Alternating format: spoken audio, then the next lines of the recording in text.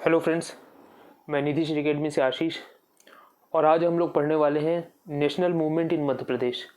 मध्य प्रदेश में जो national movement हुए 1905 से लेकर के 1947 तक का जो पार्ट है वो कहलाता है नेशनल मूवमेंट। और इसमें मध्य प्रदेश की क्या भूमिका थी या मध्य प्रदेश ने इसमें कैसे पार्टिसिपेट किया, ये हम लोग पढ़ने वाले हैं।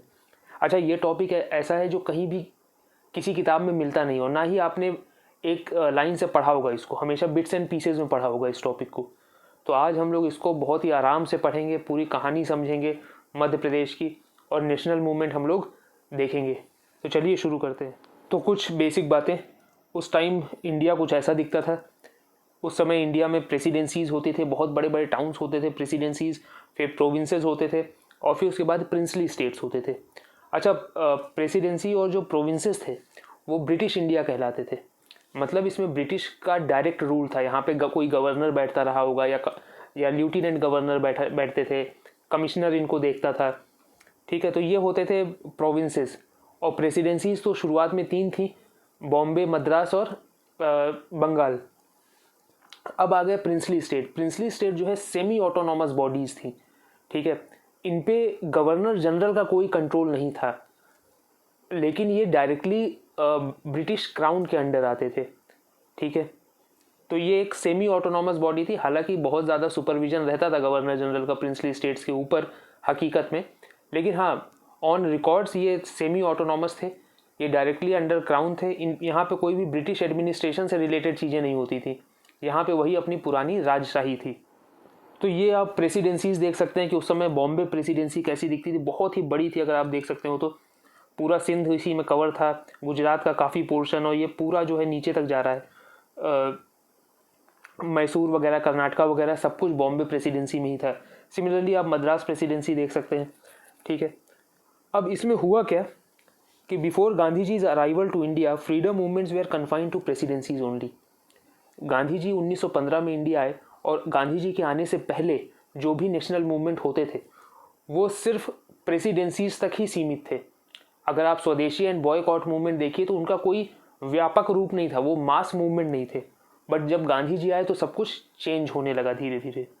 Gandhi ji gave freedom movement a mass appeal, एक मास अपील दिया उन्होंने। From Rowlatt act onwards people from every nook and corner started participating in national movement. अब गांधी जी ने, रोलेट एक्ट गांधी जी का पहला मास मूवमेंट था। उसके बाद गांधी जी ने ऐसा क्या क्या किया कि भाई लोग जो है, हर तबके के लोग इस नेशनल मूवमेंट में इन्वॉल्व होने लगे। ये बॉम्बे और मद्रास प्रेसिडेंसी के अलावा एक तीसरी प्रेसिडेंसी थी, बंगाल प्रेसिडेंसी, जो काफ़ी बड़ी और व्यापक थी। यहाँ पे जो गवर्नर जनरल होता था बंगाल का, उसको गवर्नर जनरल ऑफ इंडिया कहते थे, पूरे इंडिया का गवर्नर जनरल। इन प्रेसिडेंसीज में भी बाद में बहुत सारे चेंजेस आए। फॉर एग्जांपल, पंजाब प्रोविंस को काट के एक दिल्ली प्रोविंस बनाया गया और 1912 में, 1912 में वो पावर सेंटर बन गया। मतलब ब्रिटिश गवर्नमेंट दिल्ली से शासन करने लगी। 1936 में ये बॉम्बे प्रेसिडेंसी, अगर आप ध्यान से देखिए तो इसका जो सिंध वाला पार्ट है वो कट के अलग हो गया, उसको काट के अलग प्रोविंस बना दिया गया। तो ये प्रेसिडेंसी नहीं, ये बॉम्बे प्रोविंस बन गया। सिमिलरली मद्रास प्रेसिडेंसी में भी बहुत सारी रीस्ट्रक्चरिंग हुई। हालांकि इतना जानने की ज़रूरत नहीं है, लेकिन एक आपको मोटा हिसाब होना चाहिए आपके पास। अब बढ़ चलते हैं अपने मध्य प्रदेश के पास। ये जो आपको पूरा ये जो पिंक वाला रीजन दिख रहा है ये है सेंट्रल प्रोविंस। और ये जो एक इस मैप में अगर आप ध्यान दीजिए तो ये जो ग्रे वाला रीजन है ये है बेरार। ये मिला के बन गया सेंट्रल प्रोविंस एंड बेरार। अब अगर आप इस मैप को ध्यान से देखें तो ये जो पूरा ग्रीन वाला पार्ट है वो है प्रिंसली स्टेट। तो ये देख सकते हैं आप, ऊपर का जो ग्वालियर वगैरह पूरा इलाका है, ग्वालियर, शिवपुरी और ये पूरा देवास और इंदौर, ये भोपाल, ये सारे प्रिंसली स्टेट थे। ये इंडिपेंडेंट स्टेट्स थे, यहाँ पे चलती थी राजशाही, जैसे पुराने ज़माने में राजा महाराजे होते थे वो सब चलता था।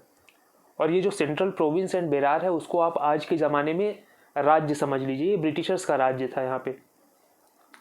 यहाँ पे वही पूरा ब्रिटिश एडमिनिस्ट्रेशन चलता था। यहाँ पे कलेक्टर होते थे, यहाँ पे नायब तहसीलदार होते थे, यहाँ पे दरोगा होते थे। जिस तरह का ब्रिटिश एडमिनिस्ट्रेशन चलता है वो वैसा। ठीक है, इन सब के चीज़ों के बारे में हमने काफ़ी अच्छे से डिस्कस किया है अपने पुराने वीडियो लेक्चर में, जहाँ पे हमने बताया कि मध्य प्रदेश कैसे फॉर्म हुआ। तो इसकी लिंक नीचे दी हुई है, आप लोग इस लेक्चर को आराम से देखें। काफ़ी चीज़ें आपको पता चलेंगी कि प्रेसिडेंसीज क्या होते थे, प्रोविंसेस क्या होते थे, मध्य प्रदेश में कितने प्रिंसली स्टेट्स थे, वो प्रिंसली स्टेट्स कैसे कंबाइन हुए, ठीक है, बहुत सारी चीज़ें इसमें डिटेल में समझाई गई हैं। वो चीज़ें आप फॉर्मेशन ऑफ मध्य प्रदेश करके एक लेक्चर है, वो आप आराम से देख लें। अब ये देखिए थोड़ा क्लोजर लुक कि प्रिंसली स्टेट्स कैसे थे मध्य प्रदेश के। ये जो ऊपर आपको ये जो येलो पोर्शन दिख रहा है वो पूरा ग्वालियर है, काफ़ी बड़ा प्रिंसली स्टेट था ग्वालियर, मेजर प्रिंसली स्टेट्स था। तो ये बहुत सारे प्रिंसली स्टेट्स थे, लगभग 148 इन नंबर्स। तो these princely states were 148 in numbers comprised bigger states like Indore, Dewas and Gwalior, whole Vindhya region along with Bundelkhand states of Datia, Chhatarpur, Panna and Orchha. For administrative purposes, these princely states were grouped into one central India agency under a supervision of agent to Governor General.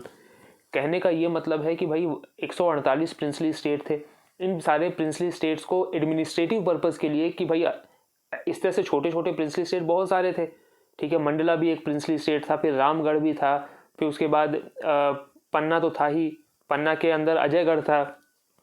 तो ऐसे करके बहुत सारे छोटे छोटे छोटे बड़े हर तरीके के प्रिंसली स्टेट्स थे। तो एडमिनिस्ट्रेटिव पर्पस के लिए, ताकि प्रशासनिक सुविधा के लिए इनको ग्रुप किया गया और बनाया गया सेंट्रल इंडिया एजेंसी। और सेंट्रल इंडिया एजेंसी के ऊपर इन्होंने agent to governor general AGG रख दिया। और जितने भी बड़े प्रिंसली स्टेट होते थे जैसे इंदौर, ग्वालियर, देवास, यहाँ पे ये लोग एक ब्रिटिश रेजिडेंट रखते थे। तो ब्रिटिश रेजिडेंट क्या होता था, ये इसका काम होता था राजा के काम में इंटरफेयर करना। राजा को ये पूरी तरीके से सुपरवाइज करता था और नज़र रखता था। जो पूरा विंध्य रीजन है अपना रीवा सतना वाला, वो प्रिंसली स्टेट था। इसके अलावा जो है छतरपुर, पन्ना, दतिया, ओरछा, ये जो इतना जो बुंदेलखंड वाला पोर्शन है वो भी प्रिंसली स्टेट्स में था। बुंदेलखंड में सिर्फ सागर जिला ऐसा था, सागर और दमोह, जो प्रिंसली स्टेट नहीं थे। अब कहानी आगे बढ़ाते हैं कि जो हमारा ब्रिटिश इंडिया था, ब्रिटिश इंडिया मतलब प्रोविंसेस एंड प्रेसिडेंसीज, तो वहाँ पे हर तरीके के मास मूवमेंट या हर तरीके के नेशनलिस्ट मूवमेंट हुआ करते थे। लेकिन ये प्रिंसली स्टेट्स में इतनी ज़्यादा लहर नहीं थी, ठीक है। प्रिंसली स्टेट में भाई ब्रिटिशर्स का तो शासन था नहीं, वो तो राजाओं का शासन था। और जो जितने भी नेशनल मूवमेंट होते थे दे वेयर अगेंस्ट ब्रिटिशर्स। लेकिन धीरे धीरे प्रिंसली स्टेट्स के लोग भी, उनके अंदर भी राजनीतिक चेतना आई। उनको लगा कि भाई हम भी अपनी चुनी हुई सरकार बनाएं, हम यहाँ पे भी एक कोई लेजिस्लेटिव काउंसिल बने, हम भी वोट दें, यहाँ पे भी मंत्री हों, ठीक है। ये राजशाही से बाहर निकलना चाहते थे लोग। उसके लिए All India State People Conference बनी 1927 में। It was basically a conglomeration of political movement that is Praja Mandals in the princely states of British India. इन्होंने प्रजा मंडल या लोक परिषद का गठन किया, ठीक है, ताकि अपनी अपनी मांगे रखने लगे कि हमें भी एक रिप्रेजेंटेटिव गवर्नमेंट चाहिए, हमें भी चुनी हुई सरकार चाहिए, हमें राजशाही में नहीं रहना। ये सारी इनकी मांगे थी।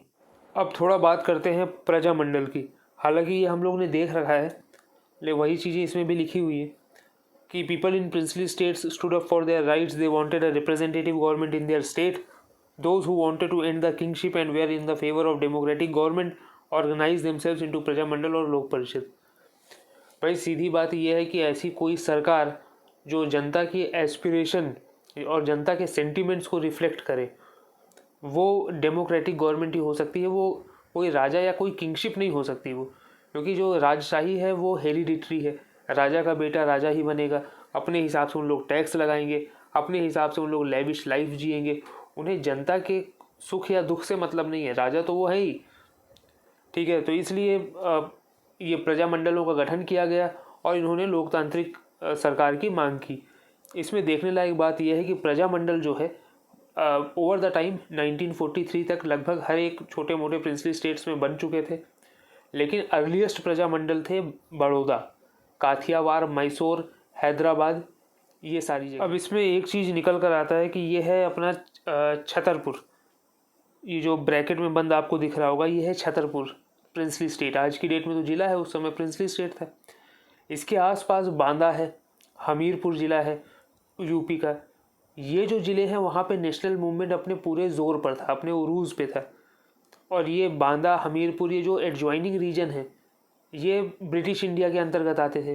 तो भाई नेशनल मूवमेंट अगर आपके शहर के आसपास कोई बहुत बड़ा नेशनल मूवमेंट चल रहा है, लोग पार्टिसिपेट कर रहे हैं, तो जाहिर सी बात है आसपास के एरिया वाले जन आंदोलित तो होंगे ही, उनके अंदर भी क्रांति जगेगी। तो ये जो प्रिंसली स्टेट थे इनके बॉर्डर बड़े पोरस थे। ब्रिटिश इंडिया में जो कुछ भी होता था उसका जो रेवर्बेशन है या उसका जो साउंड है वो प्रिंसली स्टेट में भी सुनाई देता था। Post advent of Gandhi ji के आने के बाद क्या हुआ, 1915 के बाद Congress was restructured completely. There was all India Congress committee at national level, Pradesh Congress committee PCC and DCC district Congress committee at provincial and district level respectively, up to Kisan Sabha at village level. बाद में तो विलेज लेवल के तौर पे किसान सभा भी इस्टेब्लिश हो गई। मतलब एक कंप्लीट रीस्ट्रक्चरिंग हुई कांग्रेस की फ्रॉम ऑल इंडिया लेवल, फिर प्रोविंस लेवल, उसके नीचे डिस्ट्रिक्ट लेवल और फिर छोटे छोटे गांव तक। Seva Dal was formed in 1923 to strengthen Congress at organisational level. जो संगठन के स्तर पर सेवा दल बनाया गया 1923 में, ताकि संगठन के स्तर पर कांग्रेस जो है ताकतवर बने। Involvement of Harijans, tribals and womens were increased. There were Prabhat pheris every day just to instil feeling of national consciousness among masses. उस टाइम पे सोशल मीडिया नहीं था, तो जो काम आज की डेट में सोशल मीडिया करता है, मतलब बार बार वही चीज़ें आपको बताता है ताकि सब कॉन्शियसली आपके दिमाग में बैठ जाए कि यार हाँ हमारा जो इंक्लिनेशन है किस तरफ होना चाहिए। तो वही काम उस टाइम प्रभात फेरीज किया करते थे।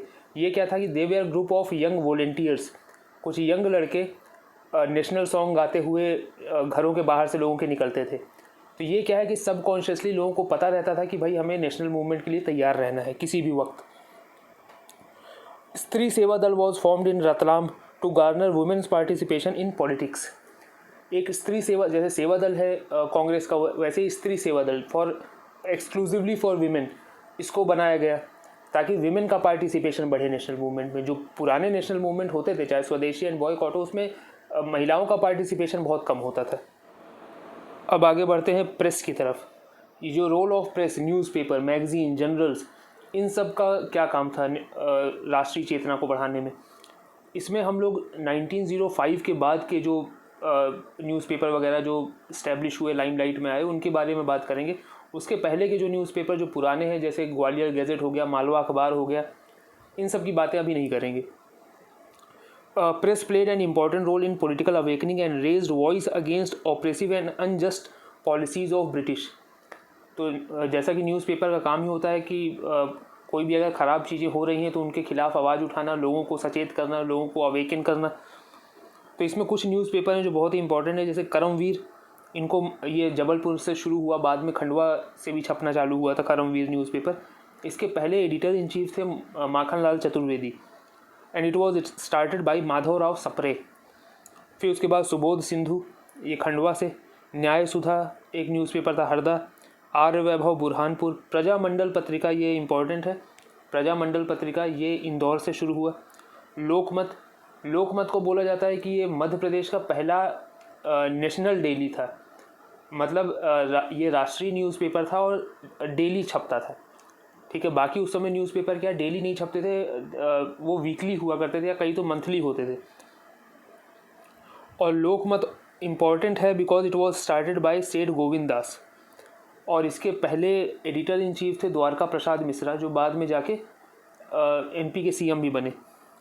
उसके अलावा है सरस्वती विलास, सरस्वती विलास है ये जबलपुर से छपता है। फिर सुबह ए वतन, ये भोपाल से, और दैनिक प्रकाश सागर से। तो ये कुछ न्यूज़पेपर थे जिन्होंने पॉलिटिकल अवेकनिंग के लिए काफ़ी ज़्यादा सहयोग किया। तो अब रीज़न क्या थे नॉन कॉपरेशन मूवमेंट की, उस समय इंडिया किन चीज़ों से गुजर रहा था।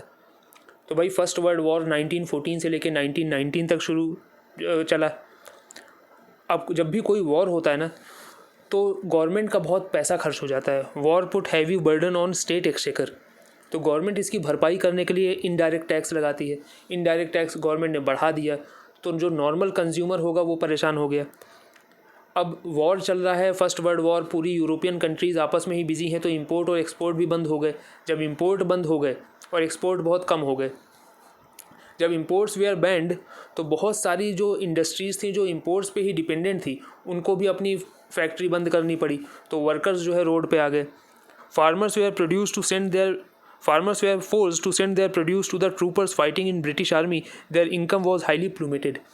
अब फार्मर्स को जो है ये भी फोर्स किया गया कि भाई आप अपना जो भी आपका प्रोड्यूस है वो मार्केट में ना बेचें, वो उसे ब्रिटिश आर्मी को ज़रूरत है आपके प्रोड्यूस की, तो ज़्यादा से ज़्यादा जो है फार्म प्रोड्यूस फ्रंटियर एरियाज़ में जाने लगे जहाँ पे ब्रिटिशर्स जो है, ब्रिटिश ट्रूप्स जो है लड़ाई कर रही थी।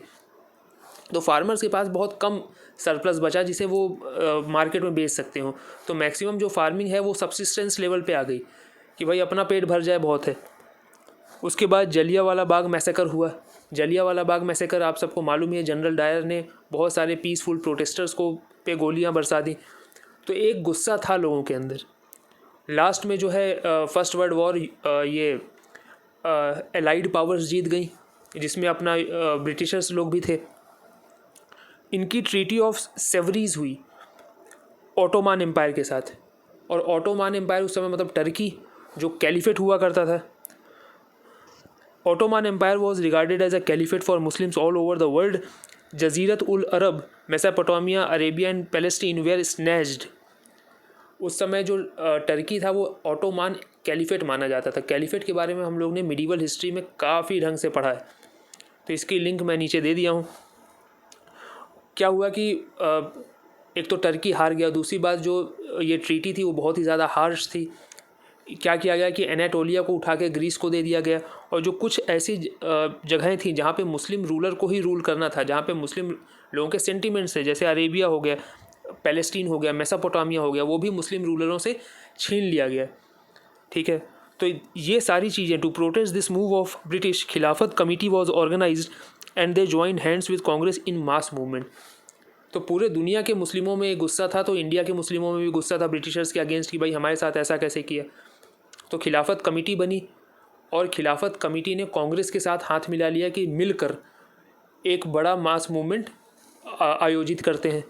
तो ये सारे थे रीज़न्स। अगर आप देखें तो हर वर्ग, चाहे वो फार्मर हो, चाहे वो फैक्ट्री वर्कर हो, चाहे फैक्ट्री ओनर हो, चाहे नॉर्मल सिटीज़न हो, वो सब लोग दुखी थे, ब्रिटिशर्स थे। तो ये एक अच्छा सही समय था नॉन कॉपरेशन मूवमेंट लॉन्च करने का। Non cooperation movement in Madhya Pradesh. NCM was decided in the Nagpur session of Congress itself.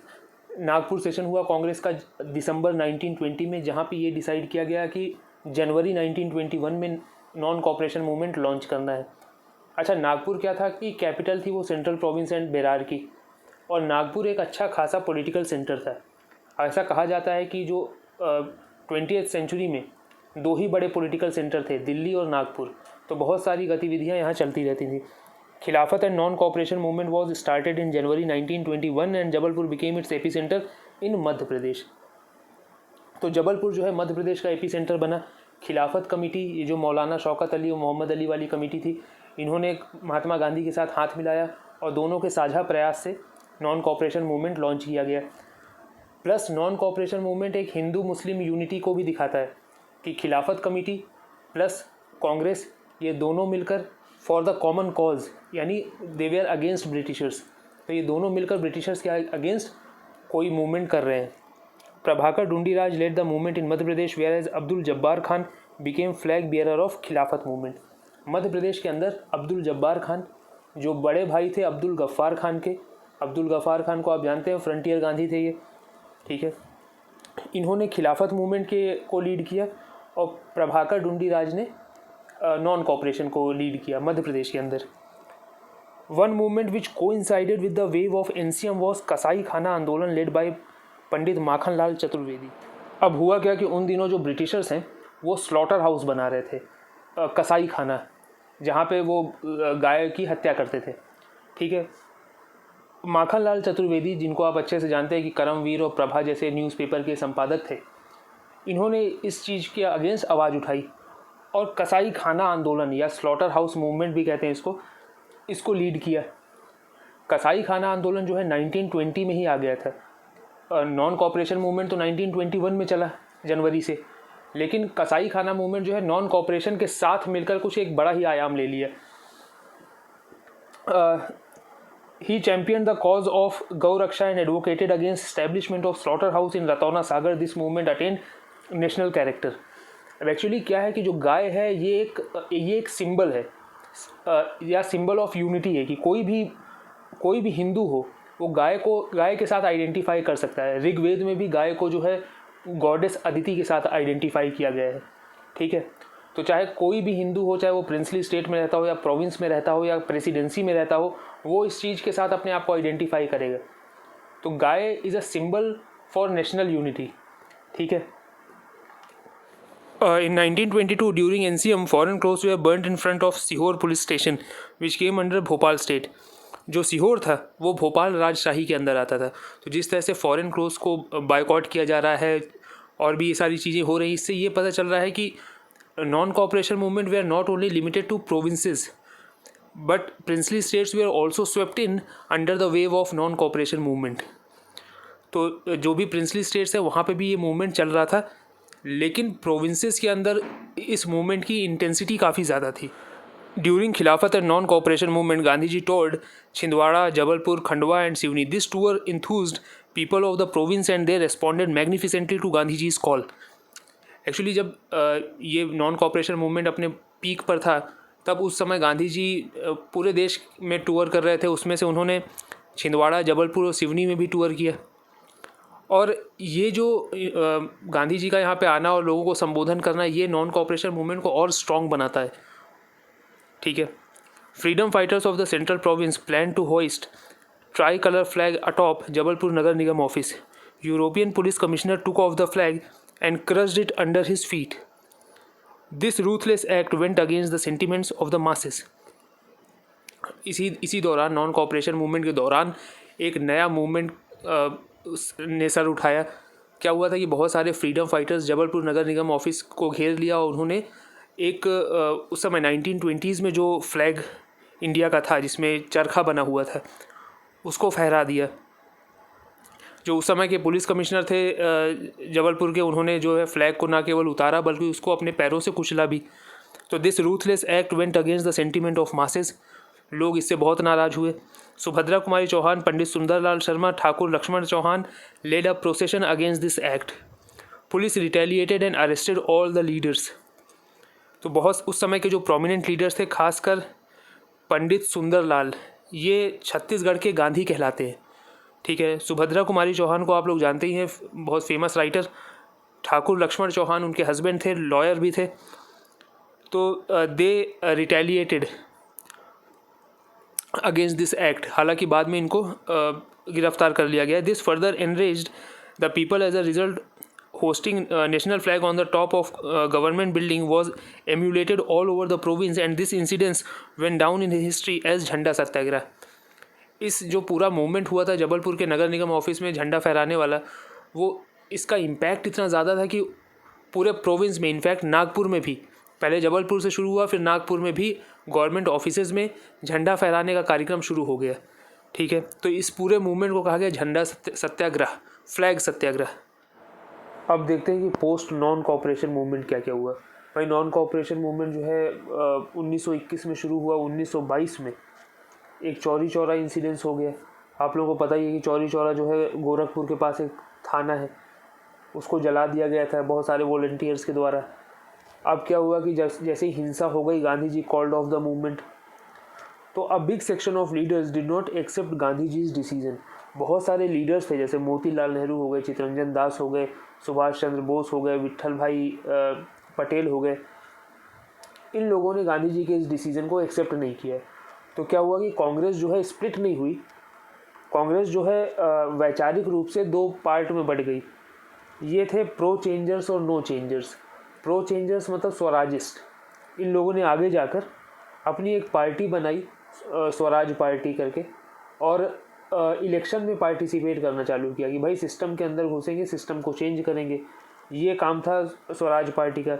No changers ने कुछ नहीं किया. नो चेंजर्स ने वही कंस्ट्रक्टिव काम उन्होंने करना चालू किया, जैसे खादी का प्रमोशन करना या कांग्रेस को संगठन के रूप में मजबूत करना.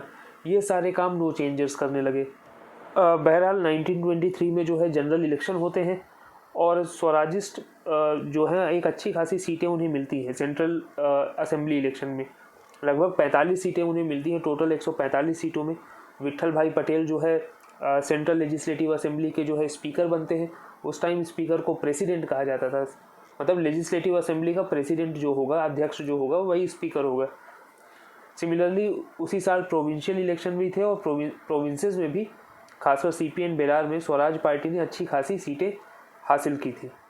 अब क्या है, 1922 में नॉन कोऑपरेशन मूवमेंट तो कॉल्ड ऑफ हो गया, गांधी जी ने स्वयं विड्रॉ कर लिया।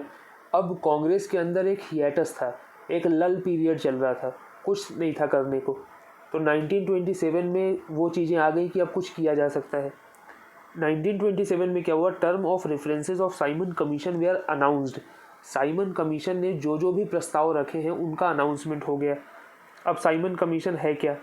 It was a 7-member commission made to inquire into working of the system of government of India act 1919 and to suggest necessary changes.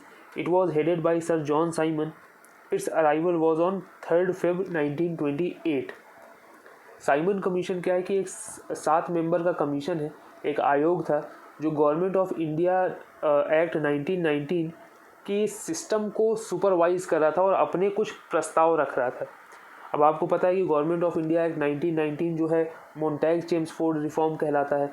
इसने बहुत सारे कॉन्स्टिट्यूशनल चेंजेस किए गवर्नमेंट ऑफ इंडिया के स्ट्रक्चर में, जैसे डायरकी को इंट्रोड्यूस करना, जैसे काउंसिल ऑफ स्टेट ले आए जिनको आप आज की डेट में राज्यसभा कहते हैं।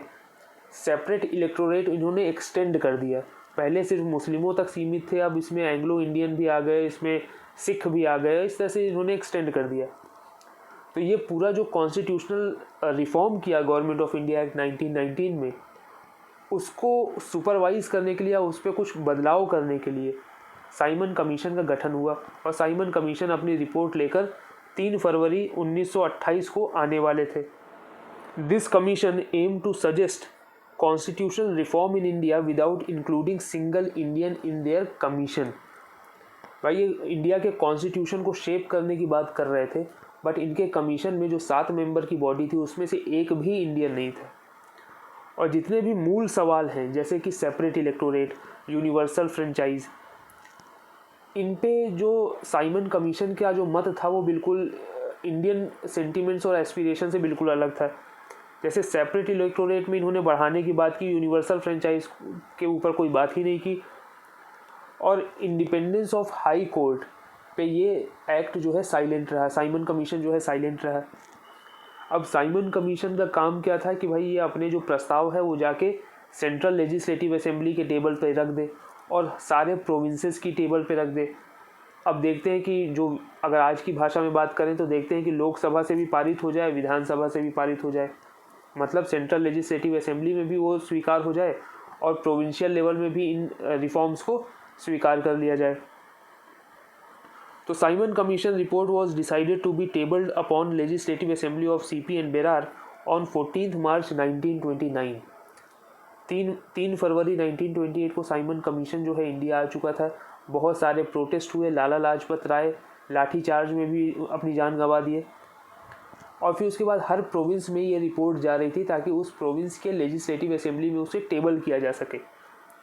सिमिलरली CPN बेरार में वो दिन था 14 मार्च 1929, और इस साइमन कमीशन का विरोध होना तय था, क्योंकि सारे, चाहे वो कांग्रेस हो या किसी भी पार्टी के हो, लिबरल हो या मुस्लिम लीग के लोग हों, ये साइमन कमीशन को बिल्कुल नहीं पसंद कर रहे थे। ये एकदम एंटी इंडिया कमीशन था, ठीक है। तो क्या हुआ, CPN बेरार में all party conference of central province met on 9 December 1928 and conference passed a resolution for boycotting Simon commission. क्या हुआ, दिसंबर 1928 में एक ऑल कॉन्फ्रेंस मीटिंग हुई नागपुर में, और जहाँ पे डिसाइड किया गया कि भाई साइमन कमीशन को तो हमें बायकॉट करना है। अब साइमन कमीशन की रिपोर्ट तो भाई पूरी तरीके से बायकॉट हो गई, लोग साइमन गो बैक के बैनर लगाने लगे, दिखाने लगे। लेकिन फिर ये सिविल डिसोबीडियंस मूवमेंट कहाँ से आया? साइमन कमीशन जो है एक कॉन्स्टिट्यूशनल रिफॉर्म सजेस्ट कर रहा था, उसको आपने रिजेक्ट कर दिया। तो अब इंडियंस ने क्या किया भाई, इंडियंस ने ये किया कि अपना खुद का कॉन्स्टिट्यूशन वो बनाएं और उसको जो है गवर्नर जनरल से पारित करवाएं, एक्सेप्ट करवाएं। तो post Simon commission Nehru report was drafted and it was the first attempt at drafting constitution of India. तो क्या किया गया है कि नेहरू रिपोर्ट ड्राफ्ट की गई, मोतीलाल नेहरू जी ने बनाया था वो रिपोर्ट। वो एक्चुअली कॉन्स्टिट्यूशन था इंडिया का, कि हमारा जो पूरा एडमिनिस्ट्रेटिव सेटअप है या जो हमारा देश है वो कैसा होना चाहिए, किस तरह से चलना चाहिए। उसमें इसी नेहरू रिपोर्ट में पहली बार फंडामेंटल राइट्स की भी बात की गई थी। In Nehru report, a demand of dominion status was made, which was outrightly rejected by then Governor General Lord Irwin. उसी नेहरू रिपोर्ट में ये भी लिखा था कि ब्रिटिशर्स को, इंडिया को जल्द से जल्द डोमिनियन स्टेटस दे देना चाहिए।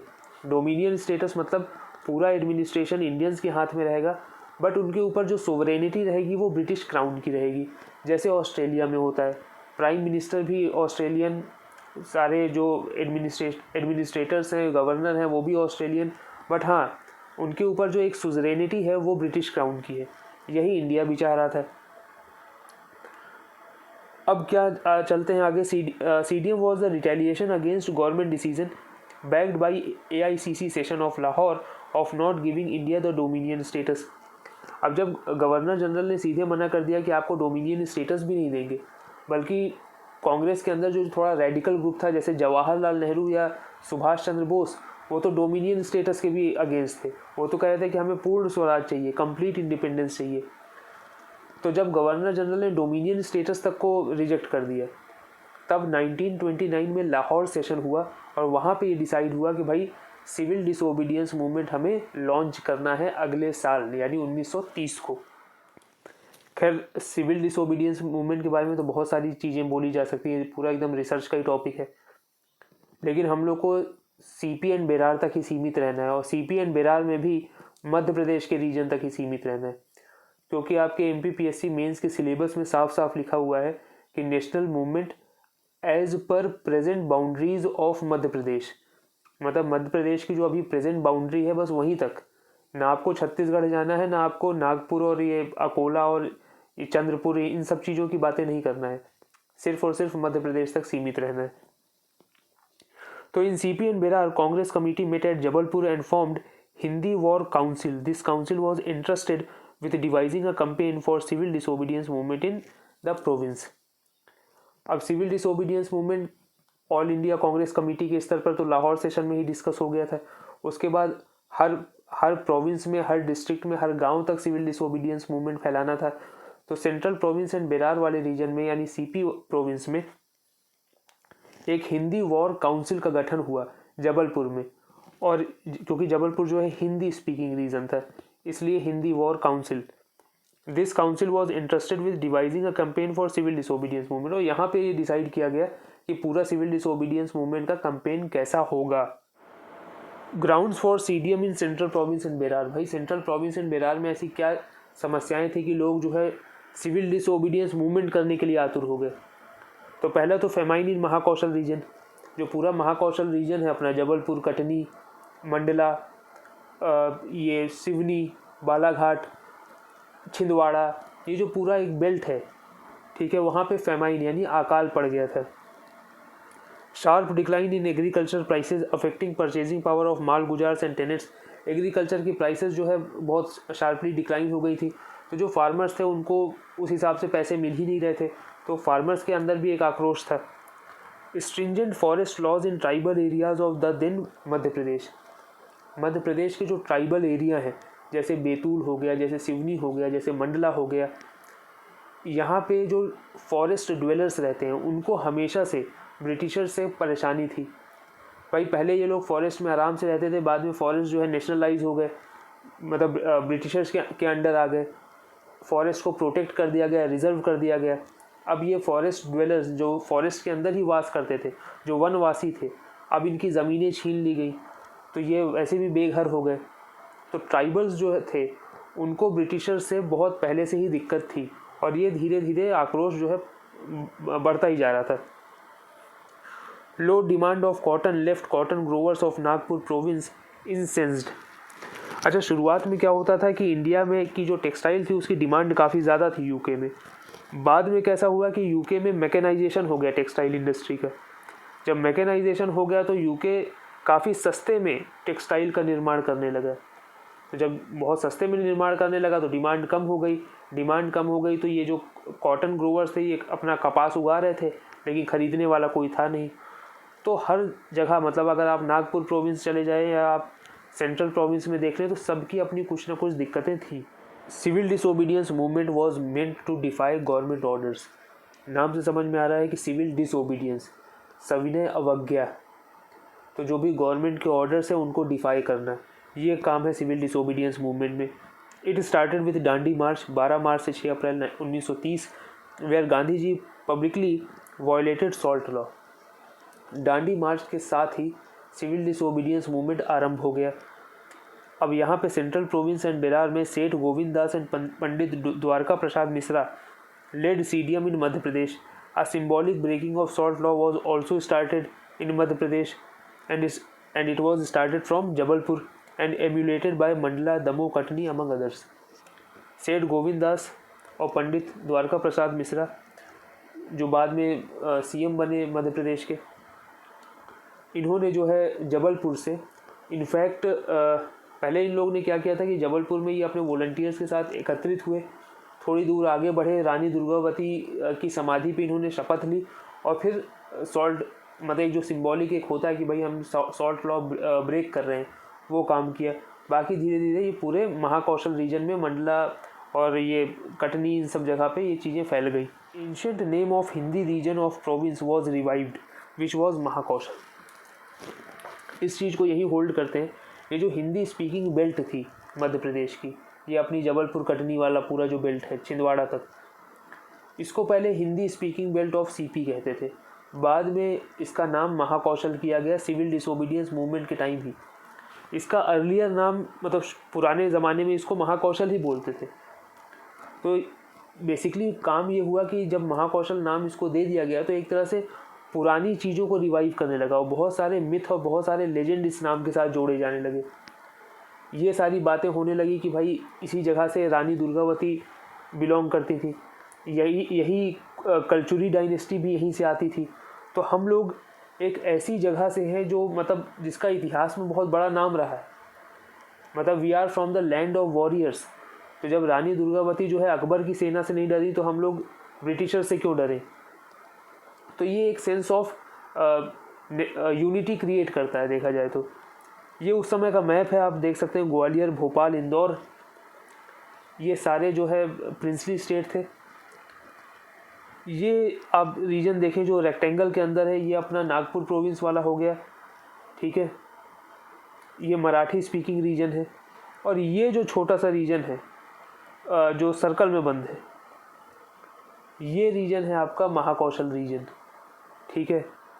इतने ही जितना आपको जितने ज़िले दिख रहे हैं यही है महाकौशल रीजन। इसके ऊपर आप चले जाएंगे तो विंध्य प्रदेश आ जाएगा, वो भी प्रिंसली स्टेट है। तो 2/3 of Madhya Pradesh was princely state. सिर्फ ये महाकौशल वाला रीजन जो था वो सेंट्रल प्रोविंस के अंडर आता था। तो इसी का इन्होंने नाम जो है, ताकि पुरानी चीज़ों के साथ रिलेट करना है कि पहले हम कैसे थे और अब हम ब्रिटिश के अंडर कैसे हो गए हैं, हमें डरने की ज़रूरत नहीं है। ये पुरानी चीज़ों को रिवाइव करने की जो टेंडेंसी थी वो नेशनलिज्म क्रिएट करती थी बस। With CDM gaining momentum a new satyagraha was started in the tribal dominated region of the province. This was jungle Satyagraha started by Durga Shankar Mehta at Turia forest area of Seoni. Jungle satyagraha was aimed at defying stringent forest laws made by the Britishers. अभी हम लोग ने पिछली slide में discuss किया कि भाई जो ट्राइबल्स थे, जो फॉरेस्ट ड्वेलर्स थे, वो हमेशा फॉरेस्ट लॉज से बड़ा दुखी रहते थे कि पहले अच्छा खासा जंगल में रहते थे, अब जो है जंगलों को रिजर्व कर दिया गया, प्रोटेक्ट कर दिया गया, अब तो हमारे पास रहने के लिए कुछ बचा ही नहीं।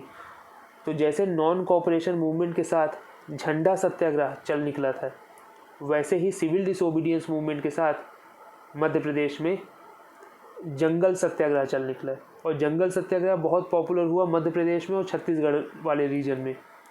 अब चूंकि हमें छत्तीसगढ़ के बारे में पढ़ना नहीं है, सिर्फ मध्य प्रदेश तक ही सीमित रहना है खुद को, तो हम लोग मध्य प्रदेश का ही देखते हैं।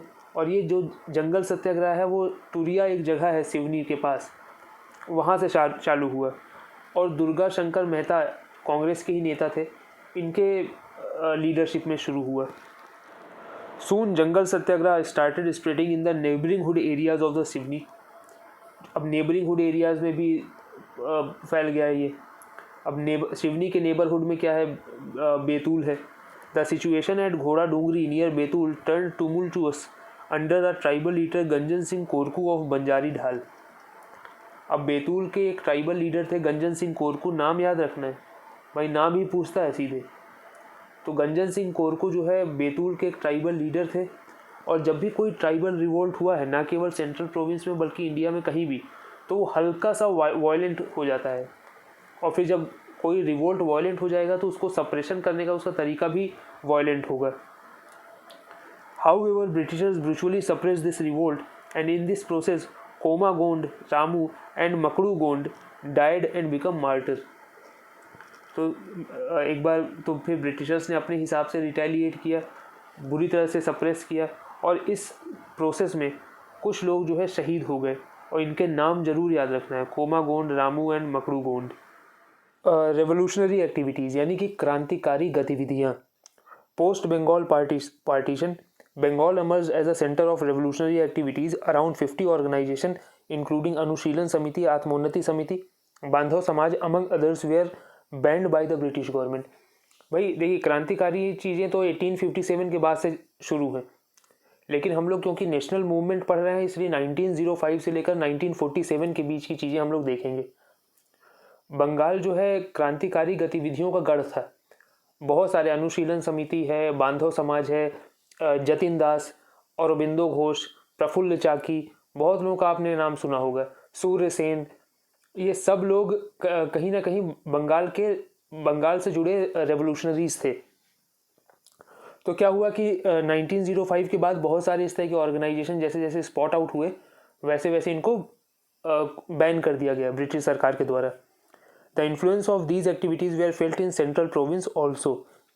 Central province was the fund raiser for defending cases against those charge under Alipore bomb conspiracy.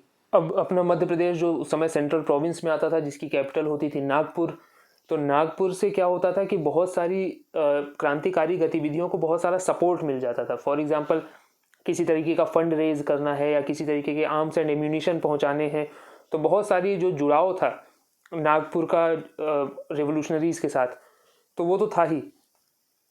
साथ में ये अलीपोर बॉम्ब कॉन्स्पिरेसी के बारे में आप लोगों ने सुना होगा, जिसमें ये प्रफुल्ल चाकी और खुदीराम बोस थे, जिन्होंने वो उस समय मुजफ्फरपुर के जो जुडिशियल मजिस्ट्रेट थे उनके ऊपर उनके कॉन्वॉय में बॉम्ब फेंकने की कोशिश की। तो ये पूरा था अलीपोर बॉम्ब कॉन्स्पिरेसी। बहरहाल आगे चलते हैं। Chandrashekhar Azad, one who made a revolutionary organisation Hindustan socialist republican association, was born in Bhabhra village, Alirajpur. तो जो चंद्रशेखर आज़ाद थे वो अलीराजपुर में जन्मे थे। इनके गांव का नाम भभरा था। अब उसको शायद हटा के उसको चेंज करके चंद्रशेखर आज़ाद नगर कर दिया गया है। ठीक है, तो ये चीज़ आप देख लें। When charged under Kakori conspiracy case, he made his new base at Orchha. 1925 में क्या इन्होंने काकोरी ट्रेन रॉबरी की थी, चंद्रशेखर आज़ाद, अशफाकुल्ला खान और राम प्रसाद बिस्मिल ने मिलकर। तो क्या है कि पुलिस इनके पीछे लग गई थी, तो इन्होंने अपना नया बेस चंद्रशेखर आज़ाद ने ओरछा बनाया, झांसी और ओरछा, और वहाँ ये भेस बदल के रहने लगे थे, अपना नाम बदल कर। ठीक है। Gwalior had always been a centre of revolutionary activities. Its proximity to Delhi and UP made this independent state of central India an arena of freedom struggle. भाई उस समय का आप ग्वालियर का मैप देखें, पहली बात तो ग्वालियर स्टेट बहुत ही ज़्यादा बड़ा था। मतलब आज की डेट में भिंड, मुरैना, फिर ग्वालियर, शिवपुरी, राजगढ़, मंदसौर तक फैला हुआ था ये ग्वालियर। तो ग्वालियर को आप देखें तो ये राजपूताना को भी टच कर रहा है, करौली ज़िले को।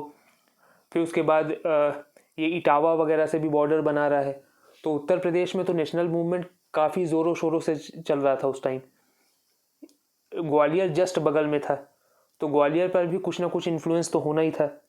अब हुआ ये कि उत्तर प्रदेश के औरैया में एक शिक्षक थे गेंदालाल दीक्षित जी।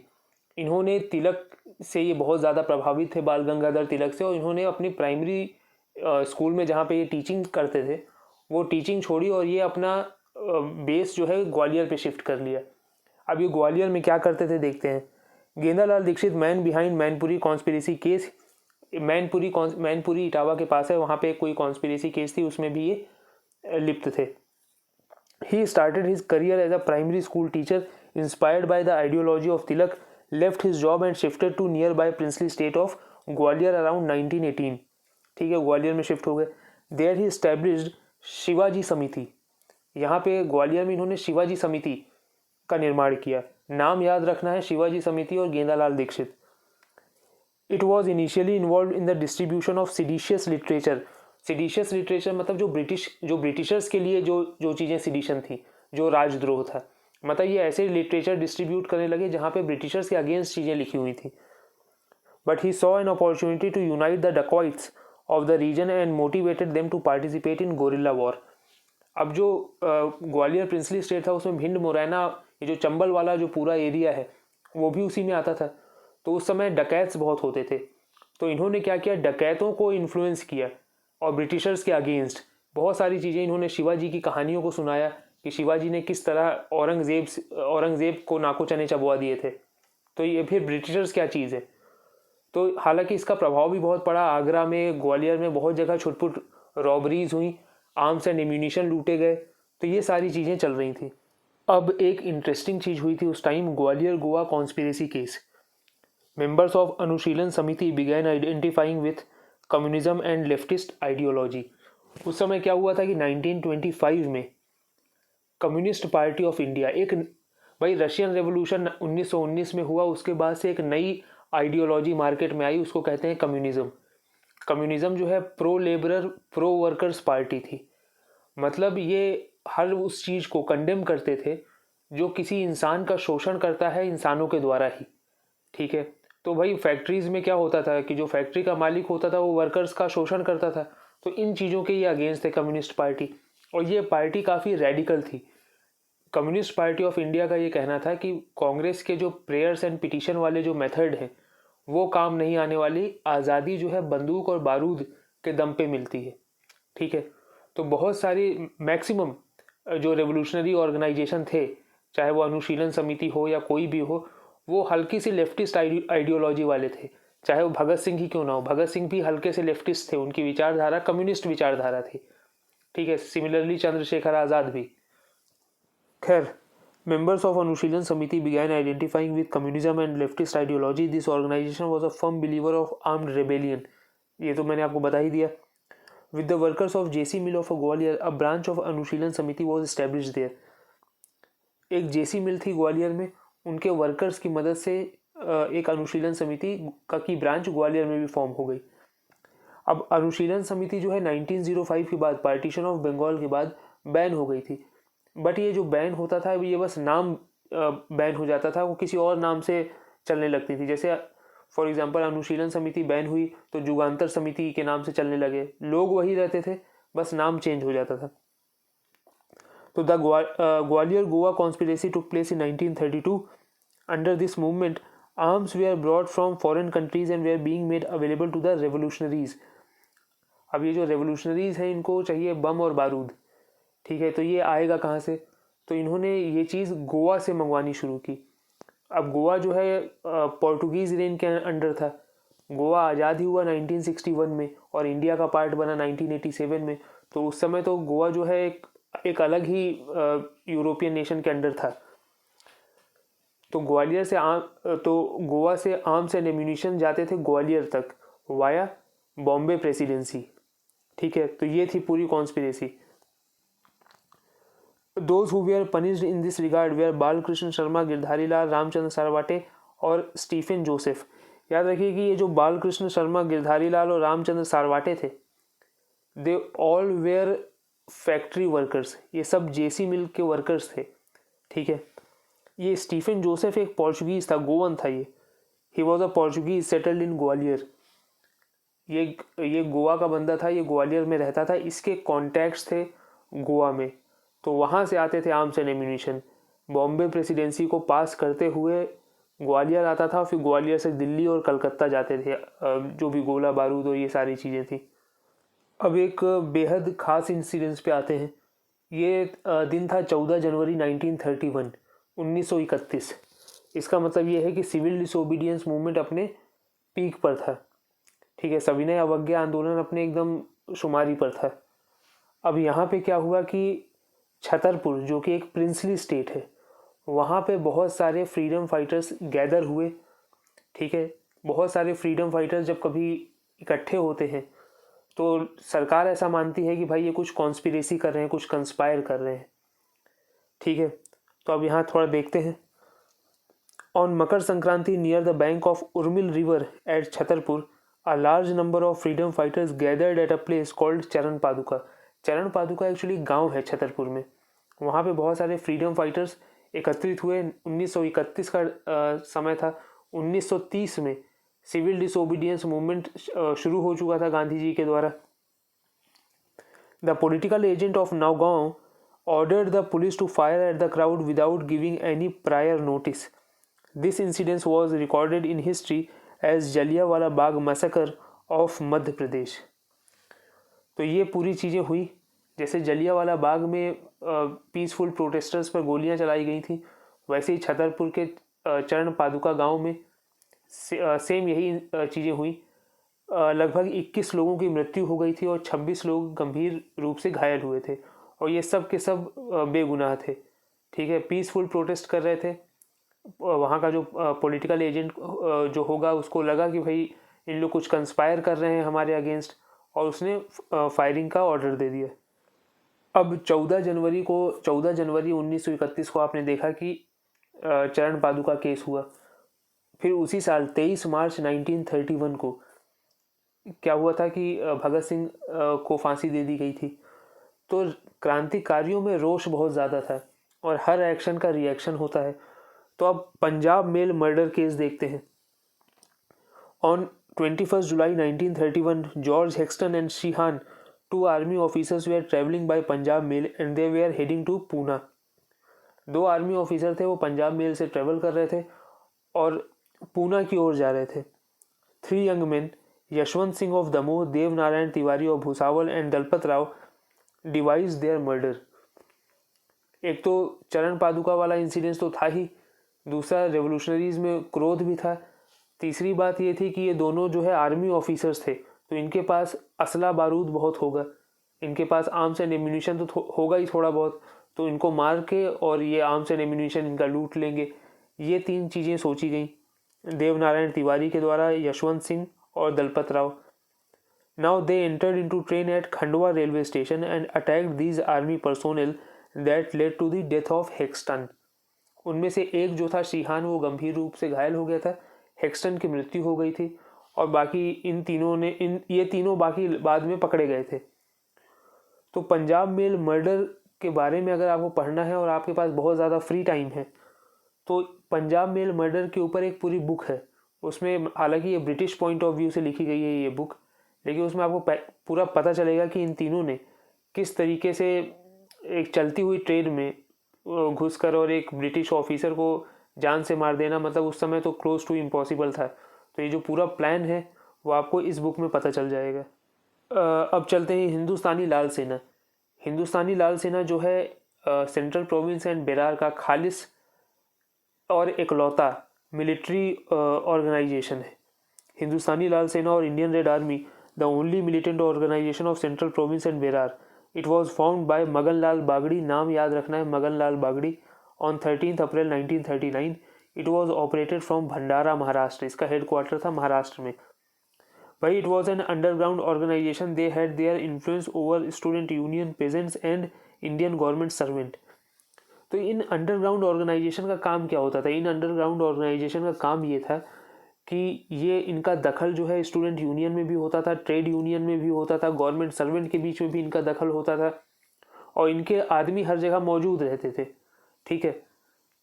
प्लस जैसे मान लीजिए कोई मास मूवमेंट हुआ, for example non cooperation movement हो रहा है या सिविल डिसोबीडियंस मूवमेंट हो रहा है या इंडिविजुअल सत्याग्रह हो रहा है, तो ये लोग वॉलंटियर्स तैयार करते थे और ये लोगों को आर्म्ड रेबेलियन या गोरिल्ला टैक्टिक्स में भी निपुण बना रहे थे.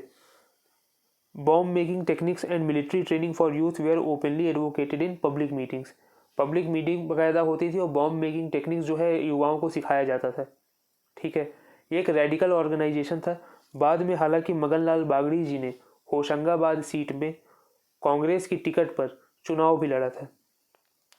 It was said that Magan Lal Bagdi was influenced by the ideas of Congress socialist party, a radical group within Congress.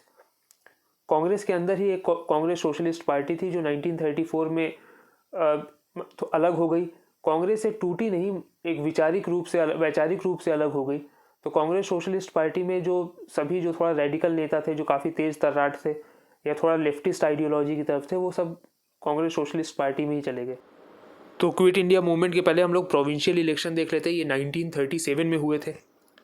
Congress was an umbrella organisation, it was not just a party but aggregate of different ideology.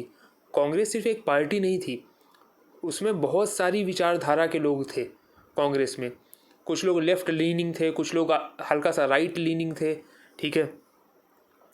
तो अगर कांग्रेस की हम लोग बात करें तो कांग्रेस में जो लेफ्ट लीनिंग लोग थे, for example Congress socialist party जो 1934 में बनी, ये कांग्रेस से अलग नहीं हुई, ये कांग्रेस के अंदर ही काम कर रही थी, बट वैचारिक रूप से 1934 में एक कांग्रेस सोशलिस्ट पार्टी का निर्माण हुआ, जिसमें जेपी नारायण जो बहुत फेमस पॉलिटिशियन थे बिहार से, आचार्य नरेंद्र देव, राम मनोहर लोहिया और यूसुफ मेहर अली जैसे लोग थे। यूसुफ मेहर अली ये वही बंदे हैं जिन्होंने डू और डाई का स्लोगन दिया, बाद में इसको महात्मा गांधी जी ने पॉपुलराइज किया। दूसरी आइडियोलॉजी थी कांग्रेस में राइटिस्ट जो लोग थे, मतलब कंजर्वेटिव ग्रुप जो था। इसमें राजेंद्र प्रसाद, वल्लभ भाई पटेल, भूला भाई देसाई, ये सारे प्रोमिनेंट लीडर्स थे। अब कुछ नेता जो है अपने सेंट्रल प्रोविंस एंड बेरार के, मतलब मध्य प्रदेश वाला जो रीजन है, उसके भी कुछ नेता थे जो कंजर्वेटिव ग्रुप में आते थे, जिनकी हल्की सी दक्षिणपंथी सोच थी, ठीक है। जैसे द्वारका प्रसाद मिश्रा, रविशंकर शुक्ला जो है बाद में जाके सीएम बने, पहले सीएम है ये मध्य प्रदेश के 1956 में जब संगठित मध्य प्रदेश के जो पहले सीएम है। और तीसरा एक ग्रुप था कांग्रेस के अंदर ही जिन्हें कुछ मतलब नहीं था, ना तो उन्हें कभी चुनाव लड़ना था ना कुछ था, ये सिर्फ कंस्ट्रक्टिव एक्टिविटीज़ में पूरा ध्यान देते थे। दे वेयर कमिटेड गांधीयंस, जैसे सुचेता कृपलानी हो गए, जामना लाल बजाज हो गए, ठीक है। ये लोग खादी को प्रमोट करना, हरिजनों की सेवा करना, यही करते थे। अब इसमें एक सवाल आता है कि नेहरू जी इनमें से क्या थे। तो नेहरू जी जो है वैचारिक रूप से कांग्रेस सोशलिस्ट पार्टी के ही अंदर थे। ये कांग्रेस सोशलिस्ट पार्टी को सपोर्ट करते थे वैचारिक रूप से, बट इन्होंने अपना स्टैंड जो है एज अ कमिटेड गांधीयन ही रखा। ये कभी चुनाव नहीं लड़े, किसी प्रोविंशियल इलेक्शन में खड़े नहीं हुए, ठीक है, और ना ही ये बहुत ज़्यादा रेडिकल हुए जैसे कि Congress socialist party. August offer, उस समय प्रोविंसेस से कांग्रेस ने रिज़ाइन कर दिया था, लोग बहुत बड़े स्केल में लामबंद हो रहे थे। ये सब देखते हुए जो उस समय के वाइसरॉय थे लिनलिथ गो, वो इंडियंस को अपीज़ करने के लिए ऑगस्ट ऑफर लेकर आए। अब ये ऑगस्ट ऑफर आया था 8 अगस्त 1940। ये साहब हैं उस समय के वाइसरॉय। इन्होंने क्या किया, the then viceroy Linlithgow made a set of proposal called August offer. For the first time the right of Indians to frame their own constitution was acknowledged. इस ऑगस्ट ऑफर में पहली बार ये बताया गया कि भाई हाँ, इंडियंस भी अपना कॉन्स्टिट्यूशन, अपने देश का कॉन्स्टिट्यूशन स्वयं बना सकते हैं। ये मांग 1928 में उठी थी नेहरू रिपोर्ट के साथ, जब इन्होंने साइमन कमीशन का बहिष्कार किया था और नेहरू रिपोर्ट बनाई थी पूरी, जिसमें वो पूरा कॉन्स्टिट्यूशनल फ्रेमवर्क था जिसके हिसाब से इंडिया को चलना चाहिए। 1940 में जाकर 12 साल बाद ऑगस्ट ऑफर के जरिए ये चीज़ रिकॉग्नाइज़ की गई कि हाँ, इंडियंस को भी हक है अपना कॉन्स्टिट्यूशन स्वयं बनाने के लिए। तो अब आगे बढ़ते हैं, उस समय के प्रपोजल्स क्या थे। Framing of constitution post war, एक बार सेकेंड वर्ल्ड वॉर ख़त्म हो जाए उसके बाद आप कॉन्स्टिट्यूशन बना सकते हैं, ये इंडियंस को बोला गया। दूसरी बात, डोमिनियन स्टेटस ग्रांट करने की आज़ादी मिल गई। लेकिन अब लाहौर सेशन 1929 के बाद से इंडिया का एम डोमिनियन स्टेटस था ही नहीं। कांग्रेस का मेन एम था कि कंप्लीट इंडिपेंडेंस, यानी पूर्ण स्वराज मिलना चाहिए। ये कब हुआ? ये हुआ लाहौर सेशन के बाद से, ठीक है, 1929। ये सारी चीज़ें पढ़ चुके हम लोग। Expansion of viceroy executive council, viceroy की एग्जीक्यूटिव काउंसिल को एक्सपेंड किया जाए ताकि ज़्यादा से ज़्यादा इंडियंस उसमें आ सकें। Constitutional reform only when differences between Indian national Congress and Muslim league will be resolved. भाई, कांग्रेस और मुस्लिम लीग का स्टैंड हमेशा अपोजिट रहता था। जैसे फॉर एग्जांपल जब सेकेंड वर्ल्ड वॉर चालू हो गया और ब्रिटिशर्स ने इंडिया की भी एंट्री करवा दी सेकेंड वर्ल्ड वॉर में, तो कांग्रेस ने एंटी वॉर स्टैंड लिया कि भाई इंडिया जो है वॉर नहीं करना चाहता। मुस्लिम लीग ने बोला कि नहीं, हम तो ब्रिटिशर्स के साथ हैं। प्लस कांग्रेस के जो लीडर्स थे उन्होंने मिनिस्ट्री गिव अप कर दी, मुस्लिम लीग ने नहीं की। तो किसी भी तरीके का कॉन्स्टिट्यूशन रिफॉर्म तभी हो सकता है ना जब आईएनसी और मुस्लिम लीग जो है एक दूसरे को सपोर्ट करें या कोलैबोरेट करें। यही चीज़ ऑगस्ट ऑफर कह रहा है। अब बढ़ते हैं आगे, इंडिविजुअल सत्याग्रह। ऑगस्ट ऑफर फेल हो गया, तो जब ऑगस्ट ऑफर फेल हुआ तो उसका कॉन्सिक्वेंस था इंडिविजुअल सत्याग्रह। इस इंडिविजुअल सत्याग्रह के माध्यम से कांग्रेस अपने राइट टू स्पीच का डिमांड कर रही थी, ताकि वो अपना एंटी वॉर डिक्लेरेशन दुनिया के सामने साझा कर सके कि भाई कांग्रेस जो है या इंडिया जो है, क्योंकि कांग्रेस उस समय इंडिया को रिप्रेजेंट कर रही थी, तो इंडिया जो है एंटी वॉर है, वो ब्रिटिश के साथ नहीं है, वो एलाइड पावर का हिस्सा नहीं है। ये चीज़ इंडिया एजर्ट करना चाहती थी, बट बिकॉज इंडिया उस समय कॉलोनी थी तो इंडिया की के पास कोई राइट टू स्पीच था ही नहीं। तो ये इस चीज़ के अगेंस्ट इंडिविजुअल सत्याग्रह हुआ। The last phase of freedom struggle began with the outbreak of second world war due to force circumstances. Congress launched individual satyagraha. Vinoba Bhave became first satyagrahi to initiate this satyagraha. और विनोबा भावे पहले ऐसे इंसान हुए जिन्होंने इंडिविजुअल सत्याग्रह आरंभ किया। इंडिविजुअल सत्याग्रह कोई मास मूवमेंट नहीं था, इसमें लोग ज़्यादा से ज़्यादा सक्रिय हों इसकी ज़रूरत नहीं थी। एक आदमी अपने घर में भी बैठकर इंडिविजुअल सत्याग्रह कर सकता था। ठीक है, अब इन Madhya Pradesh Seth Govind Das was the first satyagrahi. Madhya Pradesh के हिसाब से देखा जाए तो सेठ गोविंद दास जो थे वो पहले सत्याग्रही बने। इसके अलावा Ravishankar Shukla, Dwarka Prasad Mishra ji, Poonam Chand Rankavyar, another prominent leaders of Madhya Pradesh who joined in. याद रखने वाली बात है कि Pramilabai Oke was the first women satyagrahi of central province and Berar. तो सेंट्रल प्रोविंस एंड बेरार, जिसको आज की डेट में मध्य प्रदेश माना जा रहा है, उसकी पहली वीमेन सत्याग्रही थी Pramilabai. In order to train individual for satyagraha, training camps were instituted at various towns in Madhya Pradesh.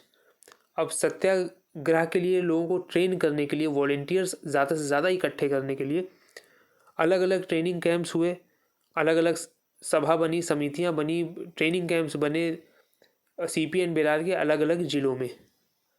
अब आगे बढ़ते हैं Cripps mission. By March 1942 second world war was at its peak and situation in Europe got worsened. 1942 शुरू हो गया था, 1942 तक आते आते सेकेंड वर्ल्ड वॉर अपने पीक पर पहुंच गया था। अब इसमें क्या था कि एक तो ऊपर से यूरोप की हालत टाइट थी। अब यूनाइटेड किंगडम जो है एलाइड पावर्स का हिस्सा था। ये जो एलाइड पावर्स थे, यूएसएसआर, यूएसए और ये यूके, प्लस यूके की जो सबसे बड़ी कॉलोनी थी इंडिया, वहाँ पे मास मूवमेंट हो रहे थे।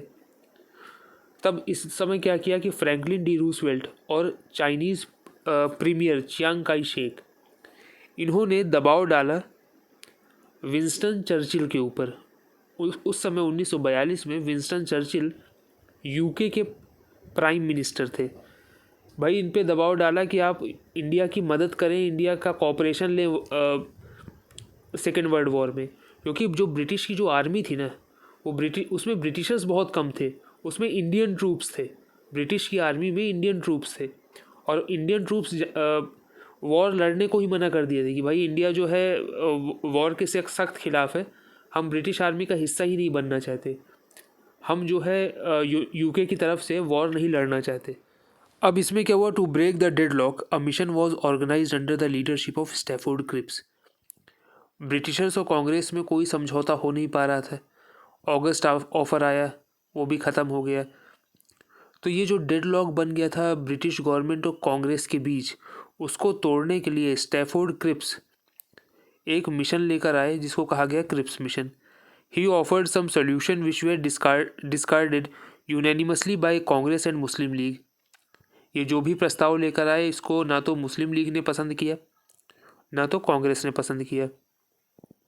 The mission did not concede to the demand of formation of Pakistan, neither gave any assurance to Purna Swaraj. Muslim league की एक ही डिमांड थी कि उन्हें नया देश चाहिए था जिसका नाम होगा पाकिस्तान।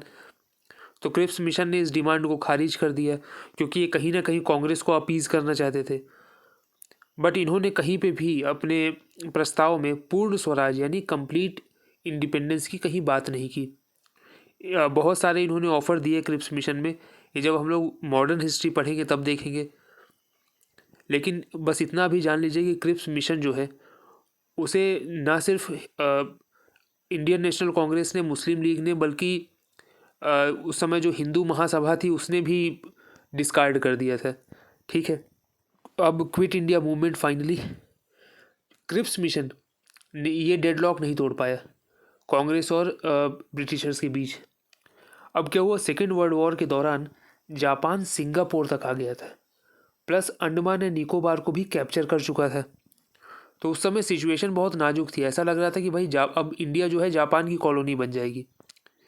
ये एक ऐसा मोमेंट था कि जब अगर कोई मास स्ट्रगल उस समय लॉन्च कर दिया जाए, तो क्योंकि ब्रिटेन की हालत वैसे ही ख़राब थी, एक तो सेकेंड वर्ल्ड वॉर, ऊपर से जापान इतना करीब, तीसरी बात अगर उसकी कॉलोनी भी उसके खिलाफ ही प्रोटेस्ट करने लगे तो ब्रिटेन एकदम टूट जाएगा। ये बिल्कुल सही मौका था एक मास मूवमेंट, एक मास स्ट्रगल करने का, और ये मौका कांग्रेस ने नहीं चूका। AICC all India Congress committee adopted Quit India movement on 8th August 1942. Many big leaders, including Gandhiji, were arrested the very next day. The same fate was meted out to leaders of provinces, including Madhya Pradesh. जैसे ही quit India movement का ऐलान हुआ 8 अगस्त को, 9 अगस्त को ही सारे बड़े leaders को arrest कर लिया गया, और यही चीज़ सेंट्रल प्रोविंस एंड बेरार के में भी हुई। The British government declared AICC and PCC Pradesh Congress committee as unlawful and illegal. तुरंत AICC और PCC को बैन कर दिया गया। The top brass leaders of central province and Berar like Seth Govind Das, Pandit Ravishankar Shukla, DP Mishra ji, Brijlal Biyani, Poonam Chandraka were arrested and sent to jail. Central province में भी यही किया गया। जितने भी सेंट्रल प्रोविंस एंड बेरार यानी प्रेजेंट डे मध्य प्रदेश के जितने भी बड़े लीडर्स थे जिनका नाम यहाँ पे लिखा हुआ है, उन सबको अरेस्ट कर लिया गया, जेल में बंद कर दिया गया। The movement was become leaderless and started spreading like a mayhem. अब इस मूवमेंट का कोई लीडर नहीं बचा। Now people over all the years are trained enough to carry out such a mammoth scale movement. Quit India movement को गांधी जी ने ये anticipate किया था कि भाई तुरंत गांधी जी ने एक शायद किसी को पत्र लिखा था, जामनालाल बजाज को, जहाँ पे उन्होंने ये एंटीसिपेट किया था कि क्विट इंडिया मूवमेंट के दौरान लीडर्स जो है तुरंत अरेस्ट हो जाएंगे। बट जो हम 1920 यानी नॉन कॉपरेशन मूवमेंट से लेकर के क्विट इंडिया मूवमेंट यानी इन 22 सालों में उन्होंने लोगों को ट्रेन कर दिया था कि अब लोग अपना आंदोलन खुद से लड़ सकते हैं। तो ये खूबी थी गांधी जी की कि इन्होंने नॉन कॉपरेशन मूवमेंट हो गया, सिविल डिसोबीडियंस मूवमेंट हो गया, ओवर द ईयर्स इन्होंने जनता को ट्रेन किया था। अब 8 अगस्त को तो क्विट इंडिया मूवमेंट लॉन्च हो गया। 19 अगस्त को क्या हुआ बैतूल में कि on 19 August 1942 tribal freedom leaders gathered under the leadership of Vishnu Gond near Ghoda Dongri Betul and set timber depot located very near to police station on fire. Vishnu Gond का नाम याद रखना है। ट्राइबल मूवमेंट एक बार फिर से जागृत हो गया क्विट इंडिया मूवमेंट के दौरान। ऑन 6 सितंबर 1942 इंदौर सराफा सत्याग्रह, सराफा एक जगह इंदौर में, Sarafa satyagraha started. Initially police retaliated by charging lathis but later on resorted to firing. बाद में पुलिस फायरिंग पर उतर आई। In Bhopal state Shakir Ali Khan was leading the movement. Bhopal state जो है प्रिंसली स्टेट था, लेकिन वहाँ पे भी क्विट इंडिया मूवमेंट की धूम थी। ये शाकिर अली खान वही हैं जिन्होंने सुबह ए वतन नाम का एक अखबार चालू किया था। Rewa the capital of Vindhya Pradesh started rice satyagraha, चावल सत्याग्रह शुरू हुआ रीवा में, ये याद रखिएगा। This movement was against high taxes impose by state on agriculture. ये जो बहुत तरीके के जो विंध्य रीजन उस समय प्रिंसली स्टेट था, और बहुत तरीके के टैक्स और भी तरीके के चौकीदारी टैक्स, बेगारी सिस्टम, बहुत कुछ था प्रिंसली स्टेट में। उन सब चीज़ों के अगेंस्ट राइस सत्याग्रह रीवा से में शुरू हुआ। The support of student made this movement very formidable in Rewa. Lal Padmanabh Singh who was son of Rewa prince Lal Kunwar Pratap was shot dead। Rewa के प्रिंस लाल कुंवर प्रताप के पुत्र पद्मनाभ सिंह जो स्टूडेंट के उस समय लीडर हुआ करते थे, उनको गोली मार के उनकी हत्या की गई। तो ये सारी चीज़ें सेंट्रल प्रोविंस एंड बेरार में चल रही थी। आप देख सकते हैं कि कितनी ज़्यादा एक तरह से मेहम था, एक तरह से रकस था, क्योंकि कोई लीडर था नहीं। तो ये था पूरा क्विट इंडिया मूवमेंट। बाद में फिर 1945 में ही वेवल प्लान आया। फिर 1945 में वर्ल्ड वॉर 2 ख़त्म हो गया, तो यूनाइटेड किंगडम में एक नई सरकार बनी, लेबर पार्टी की सरकार थी। नए प्राइम मिनिस्टर आए, क्लीमेंट एटली। ठीक है, फिर उन्होंने कैबिनेट मिशन भेजा 1946 में, और कैबिनेट मिशन का एम ही था कि भाई इंडिया की मदद करना है कि अपना एक कॉन्स्टिट्यूएंट असेंबली बनाए और अपना खुद का कॉन्स्टिट्यूशन बना सके। तो ये सारे इसके बाद ये चीज़ें हुई। ये हम लोग मॉडर्न हिस्ट्री में पढ़ेंगे, काफ़ी डिटेल में पढ़ेंगे कि ये जो टर्बुलेंट 40s था, ये जो 40s का दौर था पूरा 1940 से लेके 47 तक, उसमें तो बहुत सारे उतार चढ़ाव हुए हैं। उसके लिए तो पूरा 1.5-2 घंटे का लेक्चर लगेगा। तो बहरहाल ये क्विट इंडिया मूवमेंट का ये पूरा लेखा जोखा था कि क्विट इंडिया मूवमेंट कैसे शुरू हुआ, उसके पहले क्या चीज़ें चल रही थी, सेकेंड वर्ल्ड वॉर का क्या रोल था। ठीक है, तो दोस्तों आज के लिए इतना ही। निधिश्री एकेडमी से जुड़ी है। आपको लेक्चर्स पसंद आते हैं तो शेयर कीजिए, लाइक कीजिए, लोगों को बताइए। ये एक नया इनिशिएटिव है आपके MPPSC सिलेबस के हर टॉपिक को कवर कराना, ताकि आप मेंस के लिए और साइमल्टेनियसली प्रीलिम्स के लिए पूरी तरह से प्रिपेयर रहें। मैं आपसे मिलूँगा नेक्स्ट वीडियो में, तब तक के लिए गुड बाय।